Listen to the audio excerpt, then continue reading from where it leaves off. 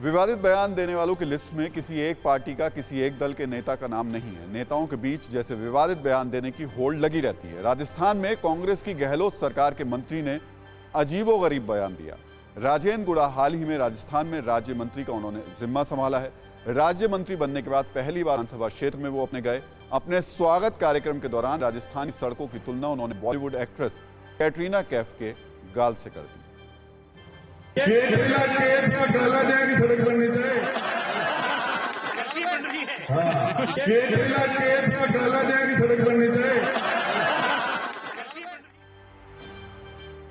तो किसी अभिनेत्री की गरिमा के खिलाफ ऐसे बयान देना इसको हम कहा जाएगा छोटी सोच दिखती है। ये बयान दिखाता है कि मंत्री लोकप्रियता हासिल करने के लिए ऐसे बयान दे देते हैं। वैसे सड़कों को लेकर मंत्री राजेंद्र गुड़ा ने बयान दिया, इसलिए राजस्थान की सड़कों से जुड़ा एक आंकड़ा भी हम आपको बता देते हैं। राजस्थान में 100 स्क्वायर किलोमीटर में महज 69 किलोमीटर का सड़क नेटवर्क है, जबकि देश में 100 स्क्वायर किलोमीटर में 143 किलोमीटर का सड़क नेटवर्क है। ये स्थिति है राजस्थान की सड़कों की, यानी हर 100 स्क्वायर किलोमीटर सड़क नेटवर्क के मामले में राजस्थान देश से बहुत पीछे है।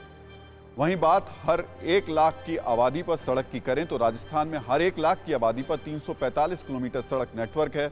बात देश की करें तो देश में हर 1 लाख की आबादी पर 436 किलोमीटर सड़क का नेटवर्क है। यानी सड़क के नेटवर्क के मामले में देश के औसत से राजस्थान अभी बहुत पीछे है। जाहिर है ऐसे सूबे में सड़क एक बड़ा मुद्दा है, इसलिए अच्छा रहता मंत्री जी लोकप्रियता हासिल करने के लिए इस तरीके की बातों के बजाय सड़क नेटवर्क सुधारने पर ज्यादा ध्यान देते। राजेंद्र गुड़ा झुंझुनू जिले के उदयपुर वाटी विधानसभा क्षेत्र से विधायक हैं। वो दूसरी बार विधायक हैं। गुड़ा ने बीएसपी के टिकट पर चुनाव लड़ा था, लेकिन बाद में वो कांग्रेस में शामिल हो गए। इस दल बदल के पुरस्कार के तौर पर उन्हें अशोक गहलोत कैबिनेट में शामिल किया गया।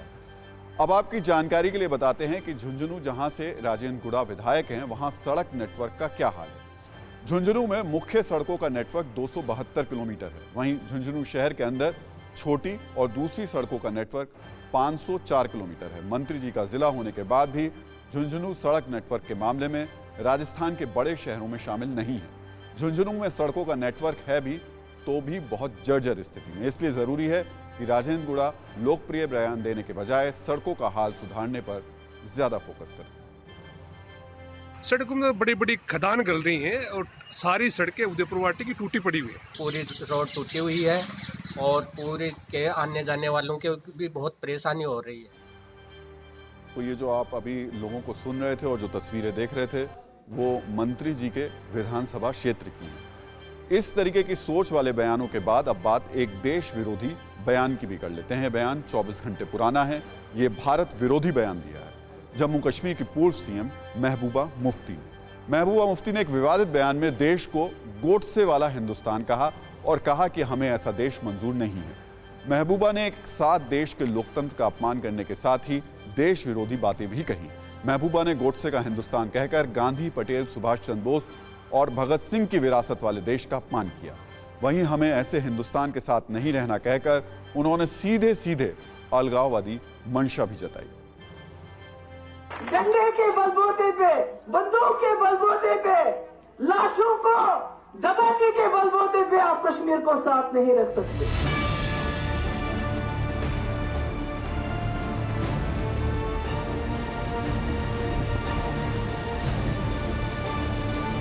धारा 370 के खात्मे के बाद कश्मीर में अमन और विकास कुछ लोगों की आंखों में चुभता रहा है। ये लोग कश्मीर को फिर उसी दौर में ले जाना चाहते हैं जहां आतंकी गोलियां बरसाते थे, आम आदमी का खून बहता था और आम आदमी की कमाई पर चंद नेता सुविधाओं से भरपूर जिंदगी जीते थे।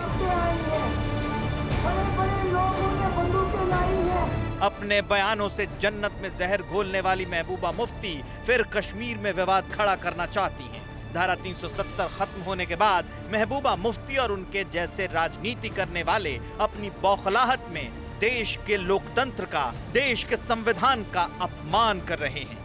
गोडसे के हिंदुस्तान के साथ हम नहीं रह सकते। हमें गांधी का हिंदुस्तान चाहिए, हमें नेहरू का हिंदुस्तान चाहिए। महबूबा का बयान ऐसे वक्त में सामने आया है जब सुरक्षा बलों ने टारगेट किलिंग में शामिल 3 आतंकवादियों को मार गिराया है। सुरक्षा बलों ने इस साल 23 नवंबर तक 148 आतंकियों को मार गिराया है। मारे गए आतंकियों में 127 लोकल और 21 विदेशी आतंकी हैं।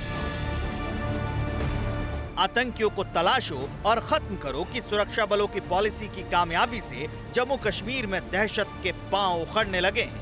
सवाल ये है कि क्या ऐसे वक्त में महबूबा मुफ्ती फिर भड़काऊ बयान देकर कश्मीर की आवाम को बहकाने की कोशिश कर रही हैं? हमें अपनी शिनाख्त वापस चाहिए, हमें हिंदुस्तान के आईन ने जो हमको दिया था वो वापस चाहिए और सूद के समेत वापस।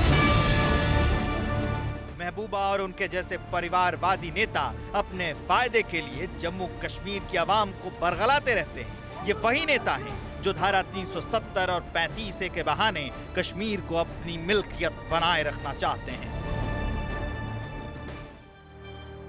महबूबा मुफ्ती जम्मू कश्मीर की सीएम रही हैं। हमें उम्मीद थी कि उनका कोई सलाहकार जरूर उन्हें बताएगा कि उन्होंने कैसा देश विरोधी बयान दे दिया है। हमें उम्मीद थी कि महबूबा मुफ्ती इस पर माफी मांगेंगी, लेकिन ऐसा हुआ नहीं। दरअसल महबूबा और उनके जैसे परिवारवादी राजनीति करने वालों को परेशान जम्मू कश्मीर से धारा 370 और 35A हटाए जाने से उनको ये परेशानी है।